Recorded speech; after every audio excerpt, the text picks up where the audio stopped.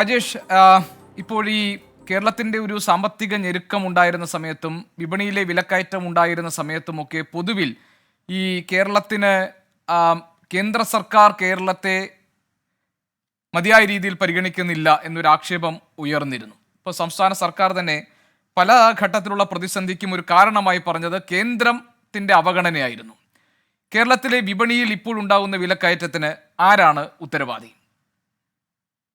കേരളത്തില് വിലക്കയറ്റം എന്ന് പറയുന്നത് ഇപ്പൊ പറഞ്ഞല്ലോ, അഗ്രികൾച്ചറിൽ ഉണ്ടായ ക്ലൈമറ്റ് പ്രകാരം ഉണ്ടായിട്ടുള്ള ചില മഴ കെടുതികളൊക്കെ ആയതുകൊണ്ട് പച്ചക്കറികളുടെ വിലകൾ വർദ്ധിച്ചിട്ടുണ്ട്. പക്ഷേ ഇതിനൊരു കേന്ദ്ര ഗവൺമെന്റിൽ നിന്ന് അനുകൂലമായ നടപടികൾ വന്നല്ലോ. അപ്പൊ മിനിമം സപ്പോർട്ടിംഗ് പ്രൈസ് ആയിട്ട് 2 lakh crore കർഷകർക്ക് കൊടുത്തു കഴിഞ്ഞല്ലോ. കർഷകരുടെ കയ്യിലേക്ക് നല്ല ഒരു തുക വരുന്ന സ്ഥിതിവിശേഷം ഉണ്ടല്ലോ, അത് നമുക്കറിയുന്ന കാര്യമാണല്ലോ.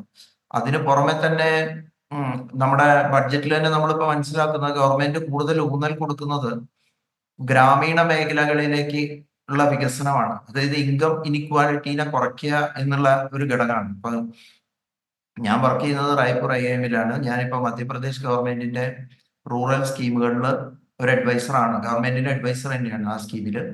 അപ്പൊ എനിക്ക് മനസ്സിലാക്കുന്നത് അവിടുത്തെ ഗവൺമെന്റുകളൊക്കെ കൂടുതൽ ഊന്നൽ കൊടുക്കുന്നത് ഈ ഗ്രാമീണ പ്രദേശങ്ങളാണ്. അവർക്കിടെ കയ്യിൽ പണം എത്തുകയും ആ പണമാണ് വിപണിയിലേക്ക് നേരിട്ട് ചെലവഴിക്കപ്പെടുകയും അങ്ങനെ വിപണിയിൽ ഡിമാൻഡ് വർദ്ധിപ്പിക്കുകയൊക്കെ ചെയ്യാം.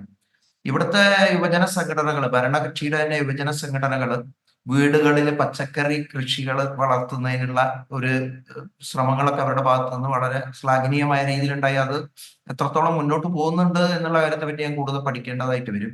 പക്ഷെ എല്ലാ വീട്ടിലും ഒരു ചെറിയ പച്ചക്കറി തോട്ടം എന്നുള്ള രീതിയിൽ തുടങ്ങാം. അപ്പൊ നമ്മളെ സ്റ്റെയർ കേസിൽ വരെ തുടങ്ങാനും പിന്നെ അവരവരുടെ വീട്ടിലേക്ക് വേണ്ടിയിട്ടുള്ള പച്ചക്കറികൾ കുറച്ചൊക്കെ മതിയല്ലോ. അതൊരു മനസ്സിന് ഉത്സാഹം നൽകുന്നതും നമ്മുടെ ആരോഗ്യത്തിനൊക്കെ വളരെ ഫലപ്രദമായിട്ടുണ്ട്. പിന്നെ മറ്റൊരു കാര്യം എന്ന് പറഞ്ഞാൽ ഈ കർഷകർക്ക് അവരുണ്ടാക്കുന്ന വിളയ്ക്ക് വേണ്ടത്ര വില കിട്ടുന്നില്ല എന്നുള്ള പ്രശ്നമാണ്. നമ്മളിപ്പോ ധാരാളം എന്റെ വീട്ടിൽ തന്നെ പലതരം വാഴകളും പലതരം ഇത് പഴങ്ങളൊക്കെ ഉണ്ടാകും. നമ്മൾ കടകളിൽ പോയി വാങ്ങുമ്പോൾ 100-150 രൂപയൊക്കെ കൊടുക്കണം കിലോയ്ക്ക്.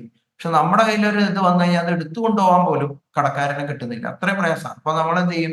കൂടുതൽ ആ കാർഷികത്തിലേക്കുള്ള ആ ഒരു ഇത് നമ്മളെ ഒരു ഉത്സാഹം കുറയും. അപ്പൊ എങ്ങനെ ഇപ്പൊ പുതിയതായ നൂതനമായ ടെക്നോളജികളെ നമുക്ക് ഉപയോഗപ്പെടുത്തിയിട്ട് സപ്ലൈ ചെയിൻ മാനേജ്മെന്റ് ഒക്കെ ഒന്നും കൂടി ദൃഢപ്പെടുത്തിക്കൊണ്ട് ഈ കർഷകരെ എങ്ങനെ നേരിട്ട് ഉപഭോക്താവിലേക്ക് ഘടിപ്പിക്കാം എന്നുള്ള ഇടനിലക്കാരെ കഴിയുന്നത്ര കുറച്ചുകൊണ്ട് നമുക്ക് കൊണ്ടുവരാം എന്നുള്ളതാണ്. പിന്നെ അവർക്ക് നല്ല ഇത് എന്താണ് വിത്തുകള്, അതിന് വേണ്ട സഹായങ്ങള്, ഇത്തരം കാര്യങ്ങൾ, അതായത് കുറെ കൂടി കർഷകരെ ഫ്രണ്ട്ലി ആയിട്ട് കൂടുതൽ ആളുകളെ ഇതിലേക്ക് ആകർഷിക്കുന്നതിനൊക്കെ വേണ്ടി.